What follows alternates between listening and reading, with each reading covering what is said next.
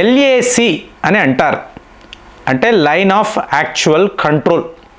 ఇప్పుడు అదే ఎల్ఓసి అంటే లైన్ ఆఫ్ కంట్రోల్. ఎల్ఓసి అంటే పాకిస్తాన్ వైపు, ఎల్ఏసి అంటే చైనా వైపు. జస్ట్ ఇమాజిన్ చేసుకోండి, ఈ ఎల్ఏసి నుంచి ఒక 35 కిలోమీటర్లు మన వైపు, భారత్ వైపు, ఇక్కడ ఒక 13,700 అడుగులు ఇంత హైట్లో మీరు ఒక ఎయిర్ బేస్ నిర్మాణం, కన్స్ట్రక్షన్ చేశారు అంటే ఎలా ఉంటుంది? అంటే ప్రపంచంలో ద హైయెస్ట్ ఎయిర్ బేస్ ఇదే. దీన్నే అడ్వాన్స్డ్ ల్యాండింగ్ గ్రౌండ్ అని అంటారు. మీకు దగ్గర 3 కిలోమీటర్ల దూరంలో రన్వే. ఎక్కడండి? 13,700 అడుగులు. మీలో చాలామంది కేదార్నాథ్ వెళ్ళుంటారు. మరి హైట్ ఎంత? 11,755 అడుగులు. మీకు మే నెల -2 డిగ్రీస్. అదే మీరు గోముఖ్ వెళ్ళారు అనుకోండి, అంటే గంగోత్రికి పైన గోముఖ్ 13,200 కిలోమీటర్ల హైట్లో. అంటే మన భారతదేశము ఎంత ఒక అద్భుతము అంటే, ఎలాంటి వింతలు విశేషాలు ఉంటాయంటే మిస్ కాకండి. ఉన్నది ఒకే లైఫ్ కాబట్టి మన భారత్ను పూర్తిగా ఎక్స్ప్లోర్ చెయ్యండి. ఇది మాత్రం నేను చెప్పగలను. సో ఇప్పుడు న్యోమా అనబడే ఒక ఎయిర్ బేస్, అంటే 2020 చైనా వాడితో మనకు స్టాండ్ ఆఫ్ వచ్చింది చూసారా? ఎక్కడ? ప్యాంగాంగ్ సు అంటారు, లడాక్ వద్ద. సో లడాక్ నుంచి కొద్ది దూరంలో మీకు ఎన్నో వ్యాలీస్ ఉంటాయి, అద్భుతమైన ప్రాంతాలు ఉంటాయి. అక్కడ ఈ న్యోమా అనబడే ఒక ఎయిర్ బేస్ను ఇవాళ మనము సిద్ధము చేసాం. అంటే ఆ టైం నుంచే ప్రయత్నాలు ఉన్నాయండి. ఇప్పుడు న్యోమా నుంచి మీరు టిబెట్ అనబడే చైనా సరిహద్దులు ఇక్కడికి వెళ్ళాలి అనుకోండి, 35 కిలోమీటర్లు అంటున్నాను కదా, లెస్ దెన్ 2 మినిట్స్ అండి. 2 నిమిషాలలో మీరు చైనా సరిహద్దులకు వెళ్ళిపోగలరు. ఇది చైనా అనకూడదు, టిబెట్ సరిహద్దులకు వెళ్ళిపోగలరు. కానీ ఇక్కడ ఒక ఎయిర్ బేస్ను నిర్మాణము చెయ్యడము అంటే ఇదేమైనా మామూలు విషయమా? మీకు ఇప్పుడు నవంబర్లో ఉన్నాం కదండి, ఒక డిసెంబర్ అనండి, జనవరి అనండి, ఇక్కడ -35 డిగ్రీస్కి టెంపరేచర్ పడిపోతుంది. -35 అంటే ఫ్రీజింగ్ కోల్డ్ అండి. సో అలాంటి ఒక ప్రాంతంలో మీరు ఒక ఎయిర్ బేస్ నిర్మాణం చేయడం అంటే, నాకు తెలిసి ప్రపంచంలో మీకు Border Road Organisation, Indian Air Force వాళ్ళ ఇంజనీర్స్ వీళ్ళు మాత్రమే చేయగలరు. ఇప్పుడు చైనా వాడు అటువైపు అన్నప్పుడు మీకు ఎన్ని ప్రాణాలు పోయాయండి. ఈ చలిని తట్టుకోవడము అనేది అంత ఈజీ కాదు. పీపుల్స్ లిబరేషన్ ఆర్మీ వాళ్ళకి ఎటువంటి అనుభవం లేదు. సో అక్కడ వచ్చిన వాళ్ళు ఏడుపు మేము వెళ్ళిపోతాము, మేము ప్రాణాలతో ఉంటే చాలు, ఇక్కడైతే మేము సర్వీస్ చెయ్యలేము. అదే మనల్ని చూసారనుకోండి, ఇప్పుడు న్యోమా గురించి మాట్లాడుతున్నాము, లడాక్ అంటున్నాము, మనం సియాచెన్ గ్లేషియర్లో కూడా ఏంటి -50 నుంచి -60 డిగ్రీలు.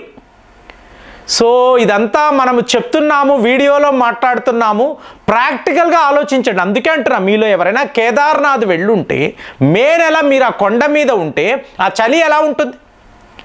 అలాంటిది ఇవాళ మనం ఏం మాట్లాడుతున్నాము, 13,700 అడుగుల్లో ఒక ఎయిర్ బేస్ అంటున్నాం. ఇందులో విచిత్రం ఏంటో చెప్పమంటారా? ఇదేదో ఉందండి ఎయిర్ బేస్, ఒక 3 కిలోమీటర్ల పొడవు రన్వే అని మాట్లాడుతున్నాం. కాదండి, ఇక్కడ మనము అతిపెద్ద బంకర్స్, షెల్టర్స్, ఆకాశ మిజైల్ సిస్టమ్ లాంటి, అంటే ఏంటి, మీకు సర్ఫేస్ టు ఎయిర్ మిజైల్ అత్యుత్తమమైనది ఇవాళ ప్రపంచంలో. అలాంటి ఆకాశ మిజైల్ సిస్టమ్ ఇంకా కొద్ది దూరంలో, అంటే లడాక్ నుంచి కూడా మీరు S-400ని ఆపరేట్ చేయగలరండి. సో ఇదే మీకు కారణం. చైనా వాడు మనతో అక్కడ ఉన్నాడే కానీ యుద్ధము చెయ్యొచ్చు కదా. ఇప్పుడు అక్సై చిన్ ప్రాంతాన్ని 1962లో వాడు ఆక్యుపై చేశాడు కదా. అలాగే ప్యాంగాంగ్ సూని కూడా వాడు ఆక్యుపై చేయొచ్చు కదా, లడాక్ దాకా రావచ్చు కదా. ఎందుకు రాలేదు? మన యుద్ధ విమానాలు ఏంటి, ఈ న్యోమా అనబడే ఎయిర్ బేస్లోనే మీకు సుఖాయ్ విమానాలు, MiG-29, రఫేల్ లాంటి విమానాలను ఇవాళ మనం డిప్లాయ్ చేసి ఉంచాం. అంటే 2 నిమిషాల్లో సరిహద్దులకు వెళ్ళిపోగలం.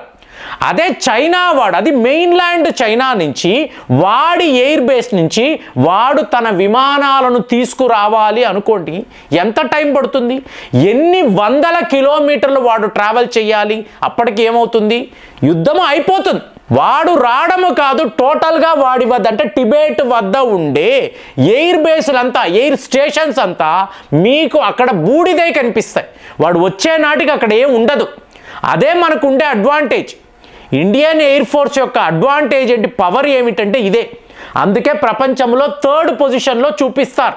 ఎటు చూసుకున్నా కూడా మనము తలుచుకుంటే శత్రువుల యొక్క ప్రాంతాలను, వాళ్ళ ఎయిర్ బేసెస్ను బూడిద చెయ్యగలము. సో అలాంటిది ఈరోజు న్యోమా ఎయిర్ బేస్ అనేది ప్రపంచంలోనే ద హైయెస్ట్. ఇందులో ఉండే గొప్పతనం ఏంటో చెప్పమంటారా? ఇది డ్యూయల్ పర్పస్ అండి. సివిలియన్ ఎయిర్ క్రాఫ్ట్స్ని కూడా మీరు ఇక్కడ ఆపరేట్ చేయగలరు. అట్ ది సేమ్ టైం ఇది స్ట్రాటజికలీ లొకేటెడ్. స్ట్రాటజీ అంటే డిఫెన్స్, మన మిలిటరీ రంగానికి సంబంధించిన వ్యవహారం.